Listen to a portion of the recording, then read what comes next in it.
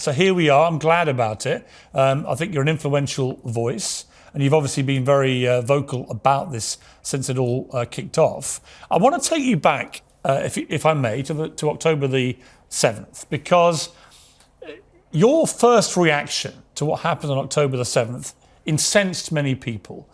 You posted on Substack a piece about what had happened on the day, and it included this: for the past 20 years, the people of Gaza, half of whom are children, have been immured in a concentration camp. Today they breach the camp's walls. If we honour John Brown's armed resistance to slavery, if we honour the Jews who revolted in the Warsaw Ghetto, the moral consistency commands that we honour the heroic resistance in Gaza. I, for one, will never begrudge. On the contrary, it warms every fibre of my soul. The scenes of Gaza's smiling children as their arrogant Jewish supremacist oppressors have finally been humbled. And you ended by saying, the stars above in heaven are looking kindly down. Glory, glory, hallelujah. The souls of Gaza go marching on. With the benefit of a few weeks now, do you regret the tone of that initial response to what happened? My initial response was to the initial news stories.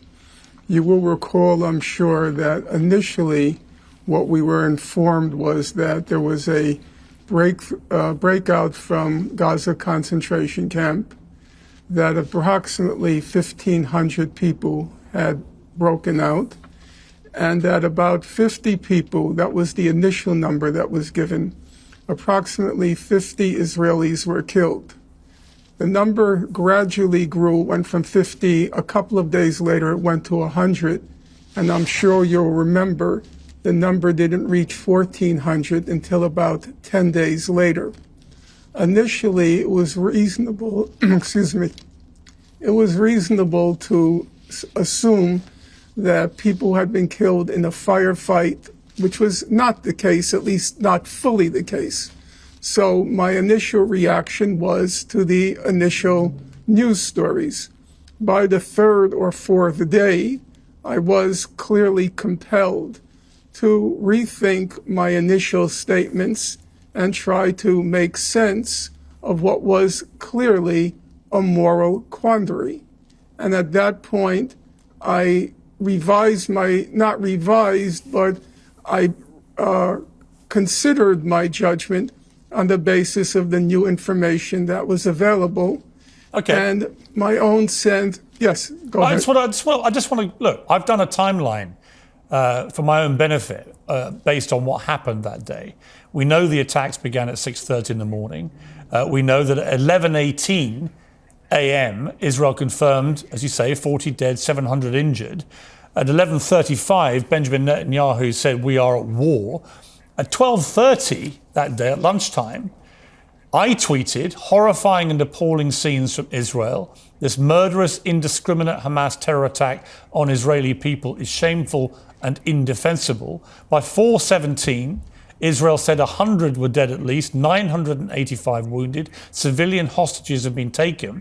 At 4 o'clock, a little later than that, around the same time, footage is released of the attack reporting that 3,000 bombs and firearms have been fired off by Hamas. Civilians have been killed, and so on. And yet at 6:30, and then again at 9:16, you were retweeting your initial Substack, and you then added at 9:16 that you felt the hostage situation was crocodile tears. So I would take issue with your statement that you thought it was only after 2 or 3 days that anyone had a clue about the scale of what had happened here. It was very obvious during that Saturday about the mounting scale of horror.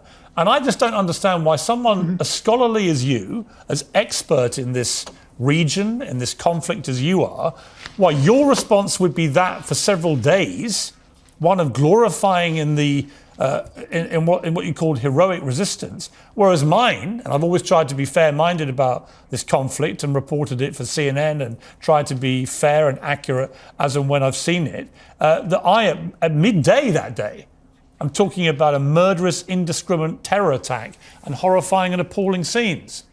I just don't believe that you weren't aware, with great respect, about the scale of what was going on. Okay, Piers, let me begin by saying I want to have a civil conversation, and I'm going to do my darndest to remain faithful to the facts and faithful to truth. I'll do my darndest not to exaggerate. The first thing I have to say is I don't tweet. I've never been on Twitter. I have 3 young tech people who I send statements to, and then they make the decision where to place it on Substack, on Twitter, and so forth. Okay, I just want to clear that up. I made one statement on the first day on the basis of the information that was available to me. The information was 50 people had been killed.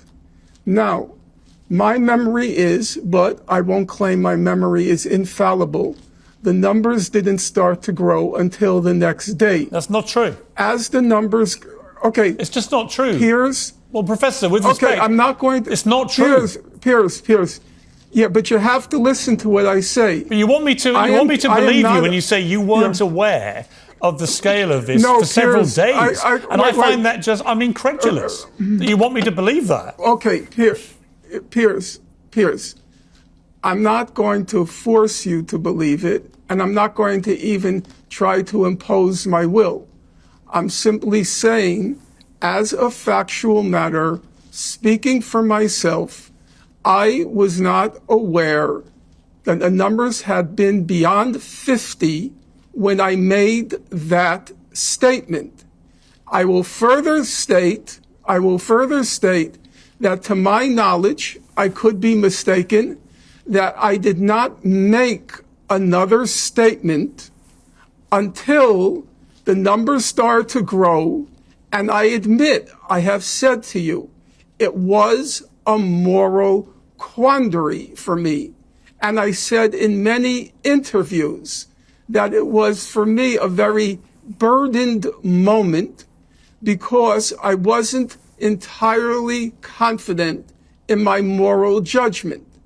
And it was at that point that I started to look back at what the white abolitionists had to say when Nat Turner carried out a slave rebellion and many whites were hacked to death, children were beheaded, and I wanted to see, because I was not confident of my moral judgment, I wanted to see what did the white abolitionists, those who fought against slavery, had to say.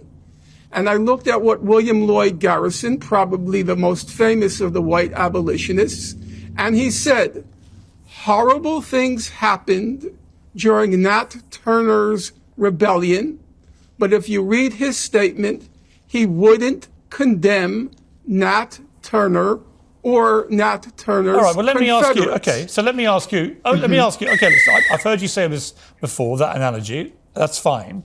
But let me ask you, given you now know the scale of what happened, given you know 1,200 people were killed, including 800 or so completely innocent civilians. We know that children were killed, that grandmothers were killed, and their deaths faced time to their families. We know that over 200 people were kidnapped and taken hostage. Given you know the full scale of this attack, I've asked a lot of guests these 2 questions, and I'll be curious about your answer.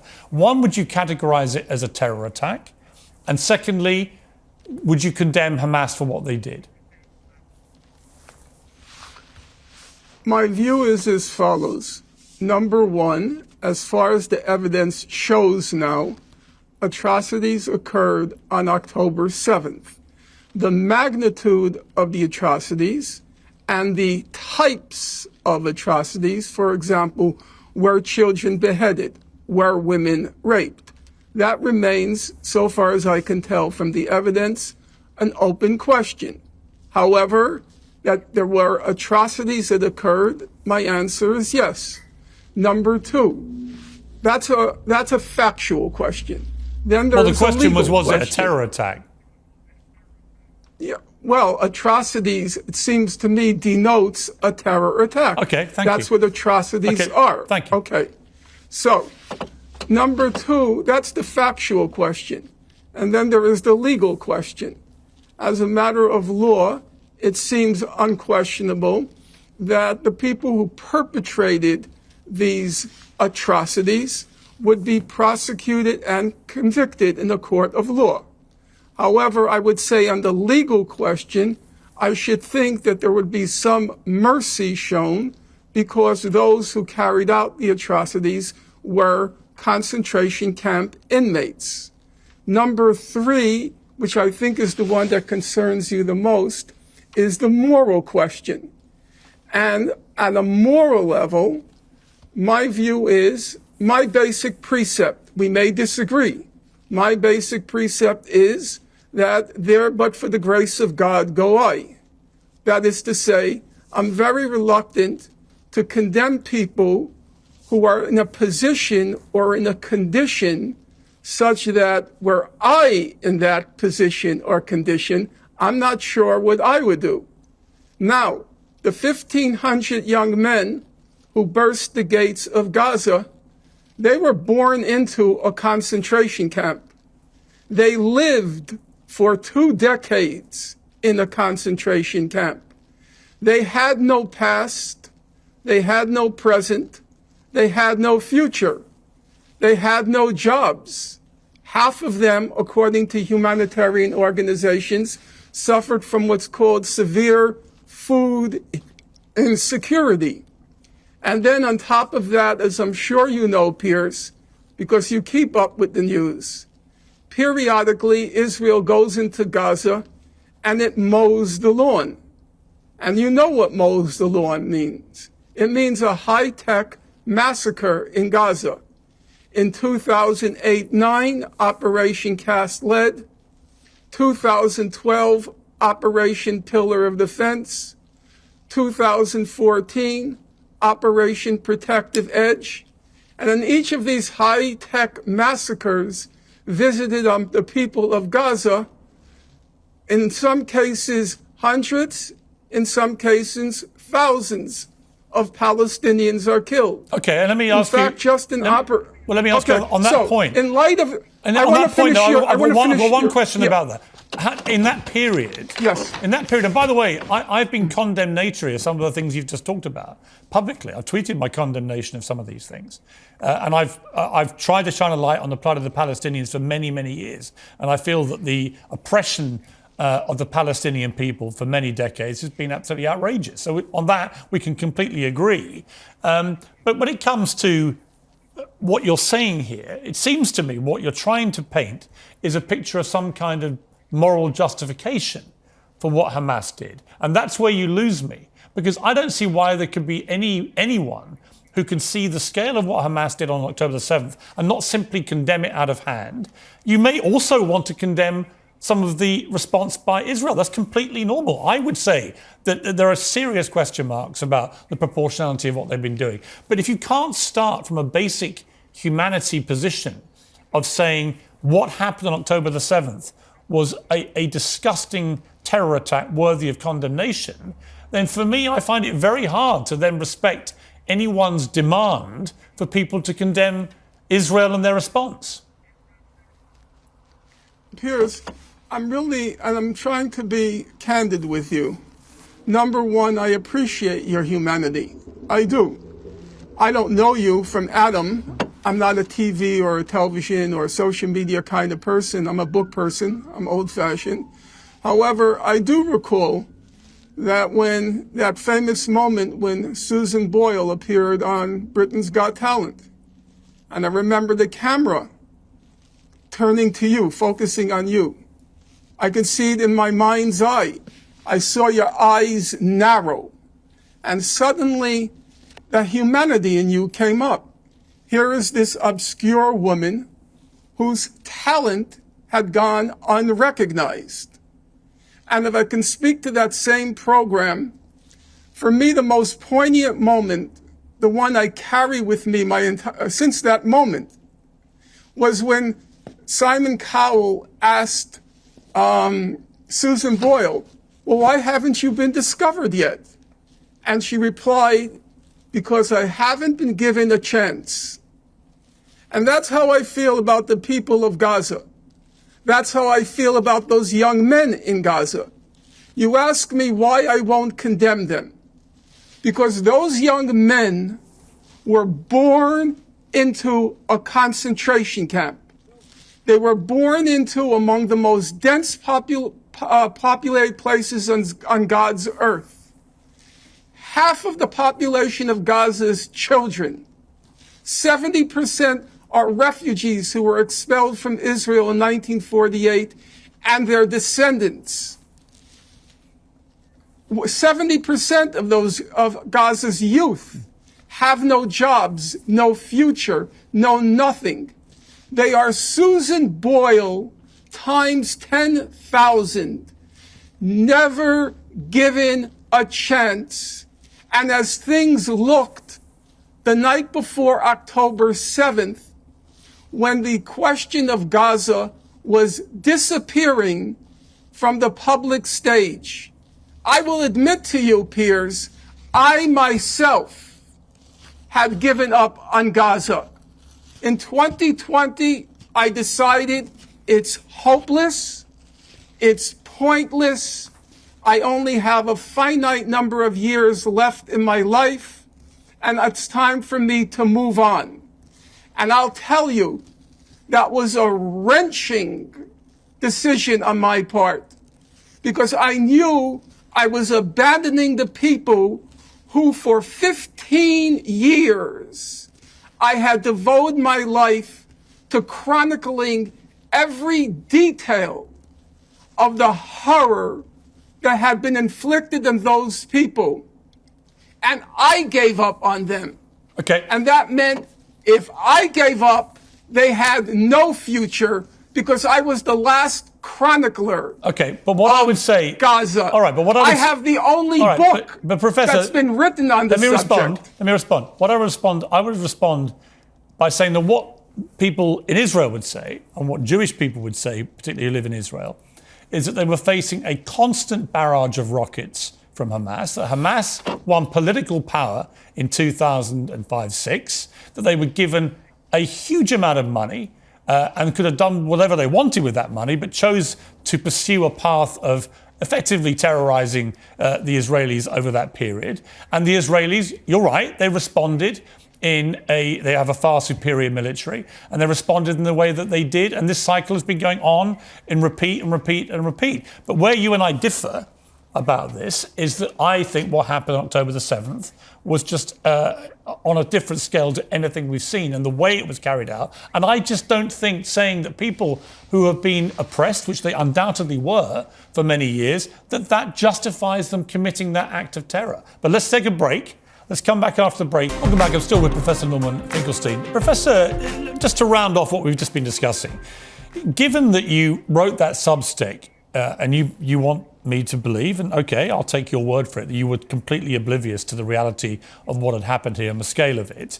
But given you're not now oblivious to that, why have you not removed that substack, given the language is so clearly offensive to people? And you based it, by your own words, on a false premise about what had happened.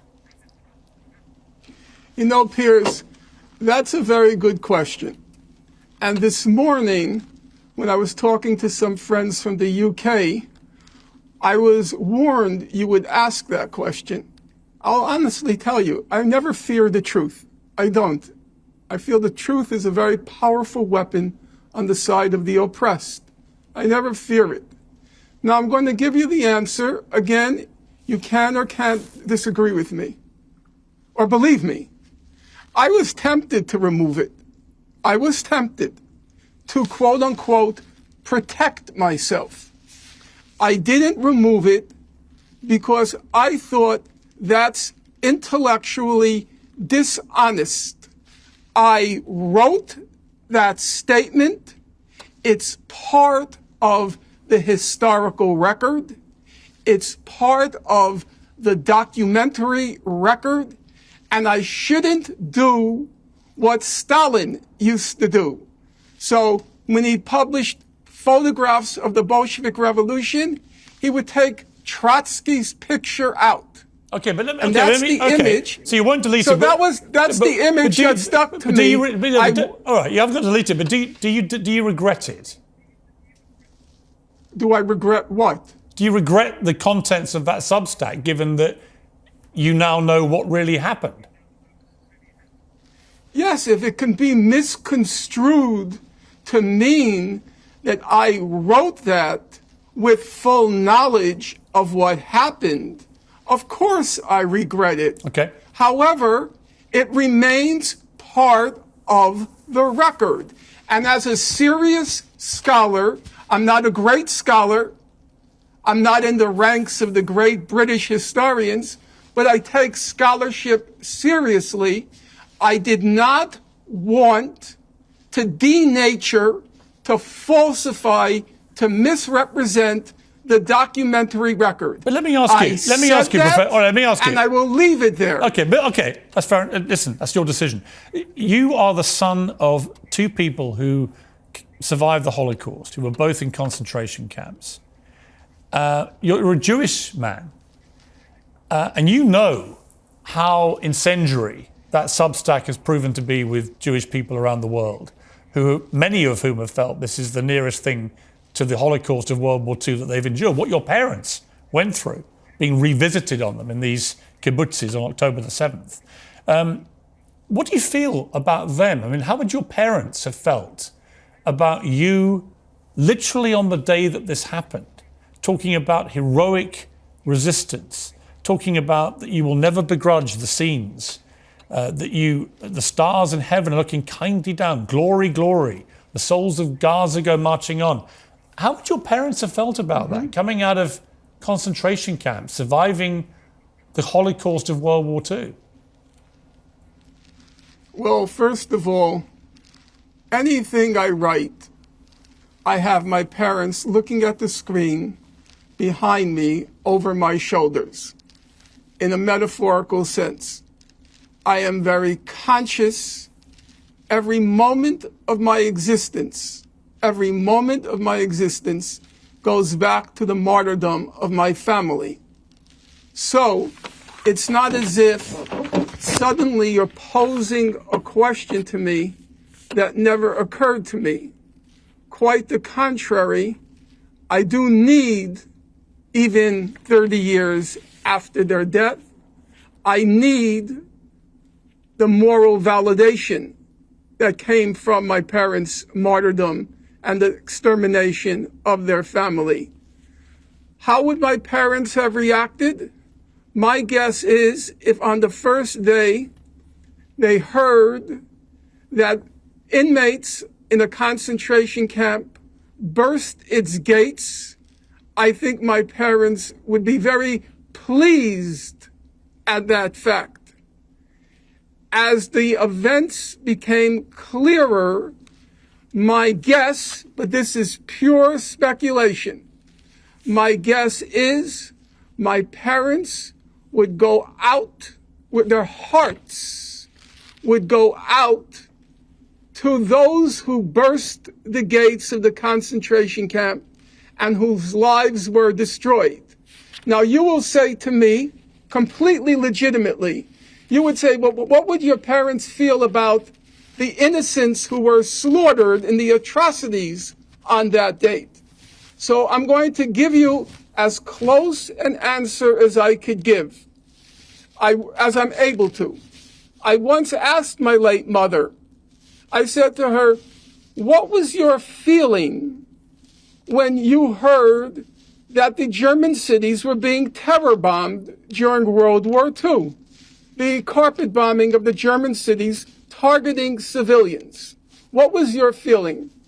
And my mother's response to me was, quote, our feeling was, if we're going to die, we're going to take some of them with us. Now, that's not the most morally elevated statement. I agree. And do I wish my mother had and my father had a heightened sensitivity to German civilian life? I suppose I would wish it. But I will tell you, Piers, to the last day of my parents' life, it was unthinkable that they would have a kind word to say about Germans.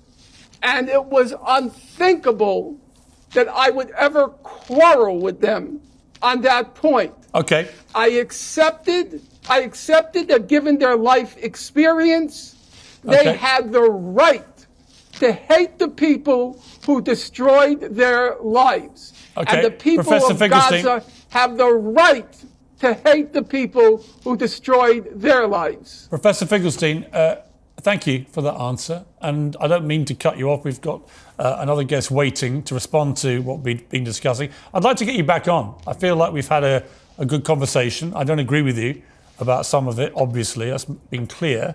But I respect the tone that you've adopted for the interview, and I would like to explore more of this with you another time. I want to just say one last word. Everybody warned me you wouldn't let me speak, that you would speak over me, you would stop me.